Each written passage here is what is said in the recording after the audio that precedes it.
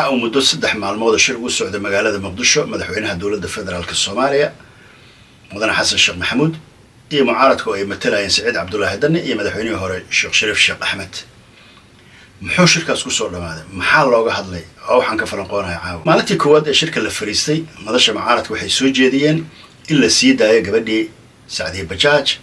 in runtii guryaha la xaraasha la joojiyo in guryaha dowladda waxa ay duminaysa ay joojiyaan arrimo noocaas ay soo bandhigeen markaas uu madaxweynaha ayaa u jawaabay maxaa kale oo aad runtii ka hadlaysaan aliir anaga waxaan isugu nimid oo ah runtii arrimo doorasho iyo arrimo siyaasadaan isugu nimid arrimahaas human rights iyo waxa u qaabishan haday noqoto dhul iyo arrimihiisana gobolka Banaadir ayaa runtii waxa wakiil inooga ah bal anaga siyaasadda iyo doorashooyinkooda iyo muddadii xilliga waxyaabo noocaas aan ka wada hadalno meesha caalamka waa dhageysanaysaa runtii waana loo turjumayay labada mas'uul oo runtii waxa Sheekh Shariif Sheekh Axmed iyo Saciid Cabdullaahi Dane maadaama ninka English uu ku hadlayo waliba English caadi uu sameeyay oo runtii waxa uu yahay nimankaas South ka yimaada dalka Mareykanka oo runtii magaalada Atlanta ka yimid marka Englishkiisana waa accent iyo waxa runtii oo Southern la yiraahdo marka waa qof ka caadiga ayuu dhib ku yahay Englishka yaqaan iska dadaan English aqoonin marka sidaas waa loo turjumayay dhibaato malaha marka madaxweynaha wuxuu soo bandhigay doorashooyinkii iyo dadaalada hadda uu ka wada doorasho qof iyo cod madaxweynaha wuxuu ku adkaystay waxaan doorasho qof iyo cod ahayn dalkan kama dhacayso marka dambiga ku soo laabtay waxay yiraahdeen maadaama xilligaaga uu dhamaanayo adigana waxa noqonaysaa interim ama waxa waaye xilka ra'iisul wasaaraha waa in waxa waaye mucaaradka aad siisaa markaas madaxweynaha intuu ku qoslo wuxuu riyaan siya waayahay Sheekh Shariif oo jawaab wuxuu Saciid Cabdullaahi Dane ayaa siinaysaa marka runtii waxay noqotay wax la yaabo oo runtii ay la soo shirtageen in waxa waaye xilka ra'iisul wasaaraha wali uu raadinayo Saciid Cabdullaahi Dane taas waxay dadka ku noqotay wax surprise ah waa markii ay isaga baxeen nimankii beesha caalamka ahaa markay soo laabtay beesha caalamka waxay u sheegeen nimanka inaysan wax ajenda walihin laakiin la isku soo laaban doono oo maalinta berita ah waa maalintii labaad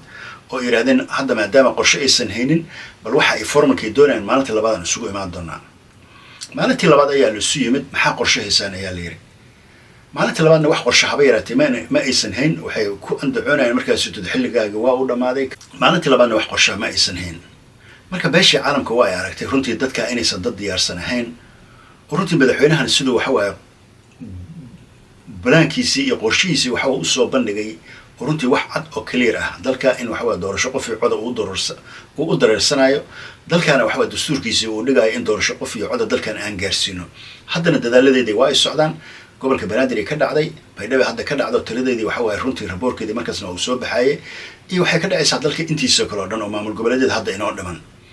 marka arrimahaas intuu markii waxa waa nimankii beesha caalamka ayagoo markii hore iyagoo raboorkii information ka hay markay maqleen ay yiraahdeen nimankan maxaa haysaan waxba ma hayna yiraahdeen dadkii alla soo tashanayseen markii waxaa dareemaysaa in aysan diyaar u ahayn iyaga laftigooda heshiiska aysan waxa waa raali isaga ahayn oo Saciid Cabdullaahi Dane uu doonaa in maamul goboleedyada wax soo xulaan nimanka kalena waxa ay doonayaan tiro nooca hore wax lagu soo dooran jiray tiro ka duwan oo runtii 350 wax noocaas hadartaan ay wataan oo iyaga heshiis aysan ku ahayn laakiin madaxweynaha ayaa ku adkaystay doorasho qof iyo cod ah ee shacabka wax dooranaya xildhibaanada iyaga matali doono ama 350 ama 250 kun waa inay shacab soo doortaan intay doontaba ha ahaatee nimankii mucaaradka waxay sireen markaa raja soo gasho waxa waa madaxweynaha haduu leeyahay nambarkii doontaba ha ahaatee bal ku sii qasba maalintii saddexaad aan isugu yimid oo 15 ah waxa bay yaraatay runtii ay haddana soo bandhigeen ma jiraan iyaga waa isku khilaafeen sidaasna waxay u muuqatay in waxa waa go'aan aan laga gaarin beesha caalamkana ay runtii waxa ku sii adkaysatay in madaxweynaha uu heshiisiisii dhamaystirto doorashada hadda uu wado uu sii dhamaystiro muddada xilka dastuurkiisa u dhigaanay inuu hawshiisii wato marka ilaa ay nimankan ka soo diyaar garoobayaan marka runtii 3 maalin oo ka qasaarta ayay u muuqataa waxa way wada hadal la qasaaray wax natiijo aysan ka soo bixin maadaama waxa way dhibaatadaas waxa keenaya dadkaas aan diyaarsaneyn oo runtii waxa way iyaga markay shirka imaanayeen dad soo kala dhuuntay oo runtii waxa way xisaabtoodii iyo groupkoodii aan la soo tashan u ekaa marka dhibaatada Soomaalida haysata waxay tahay shacabkina waxa waa la socdaan barkaada social media ku wada jiraan shacabkii magaalada Muqdisho waxa waa runtii inaysan marnaba carqalad ka sameyn karin ugu baaqeen oo aysan garabna taas aysan ku haysan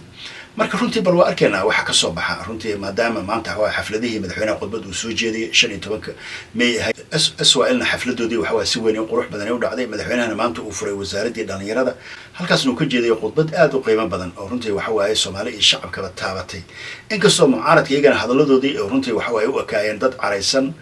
runtii dagaal iyo buuq iyo waxyaaba noocaas waxa waaye meelay wax ka bilaabaan laakiin dagaal ku baaqaya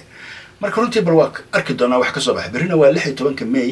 16 Mayna dee wax hadda banaanbixi waa baaqda ayay yiraahdeen banaanbaxay soo bandhigayaanna haba yaraatee ma jirto marka bal waa arkaynaa wax kasoo baxa